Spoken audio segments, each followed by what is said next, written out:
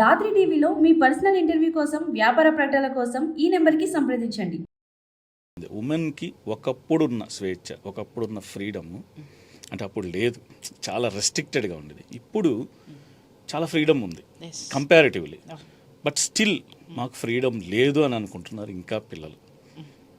ఆ ఫ్రీడమ్ అనేది ఇప్పుడు మనం హైదరాబాద్ చూస్తే ఓయో రూములకి, నిజంగా వెరీ సాడ్ రియాలిటీ, పబ్బులకి స్టిల్ మా పేరెంట్స్ మమ్మల్ని కంట్రోల్ చేస్తున్నారంటే ఈ ఫ్రీడమ్ని అంటే ఈవెన్ యూత్లో అబ్బాయిలు కానీ అమ్మాయిలు కానీ దీన్ని ఎలా తీసుకుంటున్నారు? వాళ్ళకి వచ్చిన ఫ్రీడమ్ని వాళ్ళంతటా వాళ్ళు అంటే ఒక కత్తిని వాళ్ళు సూసైడ్ చేసుకోవడానికి ఉపయోగించుకుంటున్నారా, లేకపోతే వేరే వాళ్ళని చంపడానికి ఉపయోగించుకుంటున్నారా? ఇక్కడ ఒక విషయం చెప్తానండి. అసలు ఫ్రీడమ్ అంటే ఏంటి వాళ్ళకి తెలుసా? వాళ్ళకి తెలుసా ఫ్రీడమ్ అనే పదం ఏంటి? మనం చేసే పనిలో మనకి స్వేచ్ఛ. స్వేచ్ఛ ఏ స్వేచ్ఛ? నువ్వు చేసే పనిలో నీకు స్వేచ్ఛ కావాలి. ఇప్పుడు నేను ఇక్కడ కూర్చున్నాను, నువ్వు ఇంటర్వ్యూ ఇవ్వండి మేడం అని మీరు అడిగారు. నా భావనలు ఏంటో నేను చెప్పగలిగే స్వేచ్ఛ నాకున్నప్పుడు మాత్రమే ప్రియా చౌదరి ఇంటర్వ్యూలో కూర్చుంటుంది, మాట్లాడుతుంది. అలా కాకుండా మీరు నాకు ఒక ఫ్రేమ్ చేసి నాకు ఇచ్చేసి మేడం ఇదే మాట్లాడంటే అమ్మ తోడు నేను చెప్తున్నా, చిన్నప్పటి నుంచి నాకు బట్టి పట్టడం అసలు రాదు. నాకు అసలు పాఠాలు కూడా నేను ఏ రోజున బట్టి నేను చదవాలా. బోర్డు మీద టీచర్ చెప్పేటప్పుడు వినేదాన్ని, తర్వాత పుస్తకం ఒకసారి చూసుకునేదాన్ని, పక్కన పెట్టేసేదాన్ని, అంతే. అదే నాకు తెలుసు. ఆ బ్రెయిన్లోకి ఎక్కాలి నాకు సబ్జెక్టు, కళ్ళలోకి కాదు. అలా ఏమవుతుంది అనంటే ఆ స్వేచ్ఛ ఎప్పుడైతే మీరు నాకు ఇస్తారో, మీరు ఎన్నన్నా అడగండి, నేను ఎన్నన్నా చెప్పగలుగుతాను. నేను ఎన్ని చూసానో చెప్తా, ఏం చేశానో చెప్పగలుగుతా. ఆ స్వేచ్ఛ లేకుండా మీరు నన్ను ఒక ఫ్రేమ్లో పెట్టేశారనుకోండి, మీరు చెప్పమనేది అబ్బా జబ్బా దబ్బా వస్తుంది. అది ఎఫెక్టివ్గా ఉంటుందా? ఉండదు. అది ఎవరికి ఉపయోగం? సమాజానికి ఉపయోగం. ఆ స్వేచ్ఛ. అలాగే తల్లిదండ్రుల దగ్గర నుంచి స్వేచ్ఛ. నేను డాక్టర్ని అయ్యాను కాబట్టి నువ్వు డాక్టర్ నవ్వు, నేను ఇంజనీరింగ్ అనుకున్నాను కాబట్టి నువ్వు అదే అవ్వు, మామయ్య కూతురు ఏదో చేసింది కాబట్టి నువ్వు అదే చెయ్యి అనేటటువంటి రెస్ట్రిక్షన్స్ ఒక విద్యార్థికి ఎప్పుడైతే పెడతారో అది బాండింగ్ అండి. అది బాండింగ్ అనే కంటే ఒక బందికానా అనుకోవాలి. అలాగే ఒక యువతికి వచ్చిన తర్వాత అమ్మ నలుగురిలోకి మగపిల్లలతోటి స్నేహాలు చేయొద్దు, స్నేహాలు చేస్తున్నావు అలా చేయకు, అర్ధరాత్రులు అపరాత్రులు నువ్వు తిరగొద్దు, ఇవన్నీ చెయ్యొద్దు అని చెప్పేసి అని చెప్పడంలో తప్పు లేదు. కానీ అసలు నువ్వు గడపే దాటకూడదు, నువ్వు ఎవరితోనూ మాట్లాడకూడదు, మాట్లాడకుండా మౌనంగా నువ్వు ఇంట్లోనే కూర్చోవాలి, నీ భావాలని ఎక్కడా వ్యక్తీకరించకూడదు, నువ్వు నలుగురిలో నవ్వకూడదు, అసలు నువ్వేంటి అనేది మగపిల్లలతో నువ్వు మాట్లాడడమే తప్పు అనడం అనేది బందికాన. రైట్ అండి. ఆ తర్వాత గృహిణికి వచ్చేసరికి ఏ స్వేచ్ఛ ఉండాలంటే 25 ఏళ్ళో 20 ఏళ్ళో లేదా 30 ఏళ్ళో 20 నుంచి 30 ఏళ్ల లోపు ఒక ఇంట్లో పుట్టి పెరిగి ఆ యొక్క స్వభావంతో వాళ్ళ స్వభావాలతో మమేకమై ఉన్నటువంటి ఒక ఆడపిల్ల పెళ్లి చేసుకొని ఒక అత్తగారింటికి వచ్చేసిన తర్వాత సడన్గా అత్తగారిని అడాప్ట్ చేసుకోవాలి, మంగారిని అడాప్ట్ చేసుకోవాలి, భర్తను అడాప్ట్ చేసేసుకుని తనను తాను మార్చుకోవాలనడానికి తనేం మట్టి బొమ్మ కాదండి, మట్టి ముద్ద కాదండి. ఎలా పడితే అలా మలుచుకోవడానికి 20 సంవత్సరాలు తను ఒక విధంగా ట్రైన్ అయ్యి వచ్చింది, ఒక స్వభావంలో పెరిగింది, ఒక ఆచారంలో ఉంది, ఒక సాంప్రదాయంలో ఉంది, ఒక స్వేచ్ఛలో ఉంది. అటు నుంచి వచ్చినటువంటి అమ్మాయి నీ ఇంట్లో అడ్జస్ట్ అవ్వడానికి నువ్వు ప్రేమతో దగ్గరికి తీసుకోవాలి.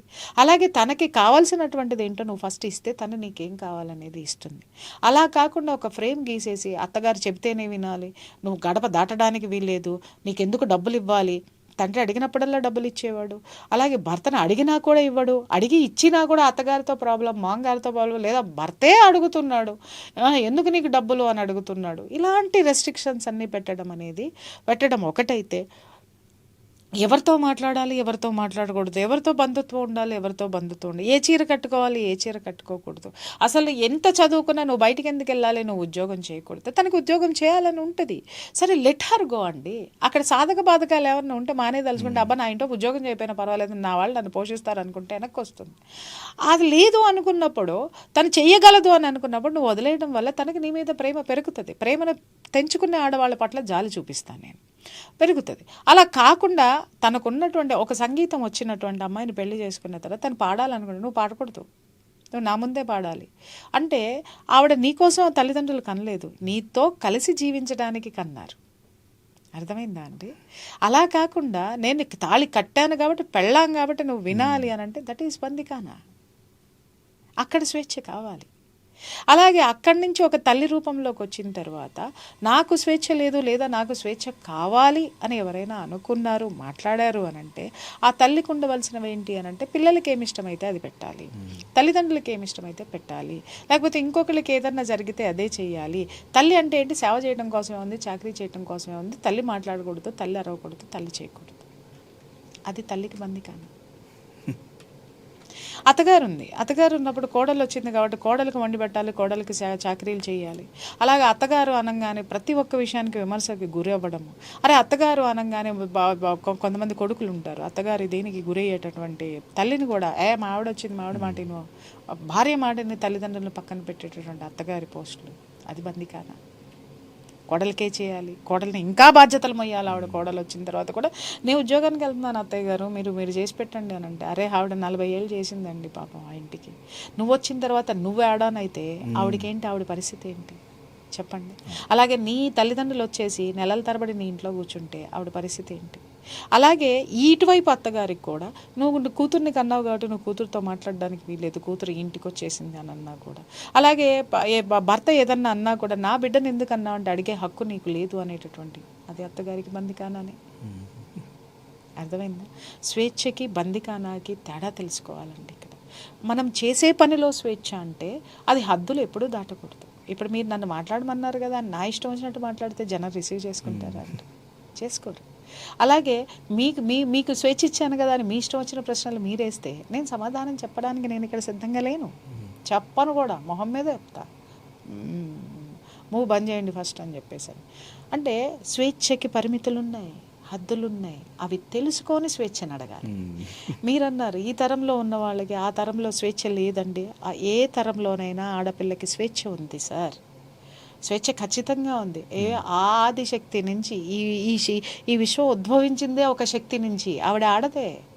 ఆ శక్తి నుంచి ఉద్భవించినటువంటి ఆడదానికి ఉన్న బలహీనత ఏంటంటేనండి, ఇక్కడ ఒకటి చిన్న లైన్, సెన్సిటివ్ లైన్ తెలుసుకోవాల్సింది ఏంటంటే, ఆడదానికి చాలా మెల్ట్ అయిపోయే గుణం ఉంటుంది, మాతృత్వం ఎక్కువ, నమ్మేస్తుంది. ఎవరొచ్చి ఏది చెప్పి జాలిగా మాట్లాడినా నమ్మశక్యంగా ఉంటే తనలో ఉన్నటువంటి ఆ టెండెన్సీ ప్రకృతి పరంగా తనకు ఉంది. అందుకని ఏం చేశారు అనంటే బయటికి పంపించేస్తే ఎక్కడ ఎవరి మాటలు నమ్మేస్తుందో, ఎవరు ఇది చేసేస్తుందో అని చెప్పేసి కొన్ని రెస్ట్రిక్షన్స్ పెట్టడం జరిగింది.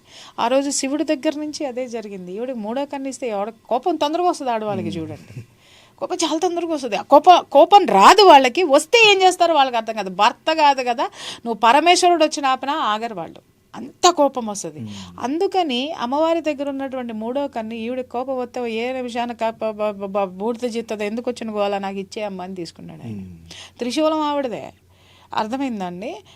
గుచ్చింది అంటే ఎక్కడ ఉంటారో అర్థం కాదు, మొగడాన్ని చూడదు, ఎవరని చూడదు. అంటే ఇక్కడ నేను తప్పు మాట్లాడడం లేదు, అంటే తను ఒకానొక స్థితిలో విచక్షణ కోల్పోయేటటువంటి స్థితిలో ఆడది ఎక్స్ట్రీమ్ వెళ్ళిపోద్ది. లవ్ అయినా ఎక్స్ట్రీమ్ వెళ్ళిపోతుంది, పనిష్మెంట్ అయినా ఎక్స్ట్రీమ్ వెళ్ళిపోతుంది. సో అది ఉండకూడదు అని చెప్పేసి ఒక ప్రొటెక్షన్ కింద తీసుకున్న ప్రతి ఒక్కదానికి ఆడదే కదండి ఉపయోగపడింది. నరకాసుడిని చంపడానికి ఆడదే ఉపయోగింది, చండికాసుడిని చంపడానికి ఆడదే ఉపయోగింది, దుర్గుడిని చంపడానికి అమ్మవారే కావాల్సి వచ్చింది. ప్రతి ఒక్క రాక్షసత్వాన్ని చంపాలంటే ఆడదే. ఆ ఇంట్లో ఎవడైనా కంట్రోల్లోకి రావాలంటే తండ్రి అనేవాడిది భయం ఉంటుందేమో కానీ తల్లి అనేటటువంటిది ఒక శక్తి ఆపగలదు. ఎవరినైనా కంట్రోల్లో పెట్టగలిగేటటువంటి శక్తి ఆడదానికి ఉన్నది. ఆ శక్తి అలా ఉపయోగించాలి తప్ప దాన్ని నిర్వీర్యం చేసుకోవడం కోసం అనేది ఉపయోగించద్దు.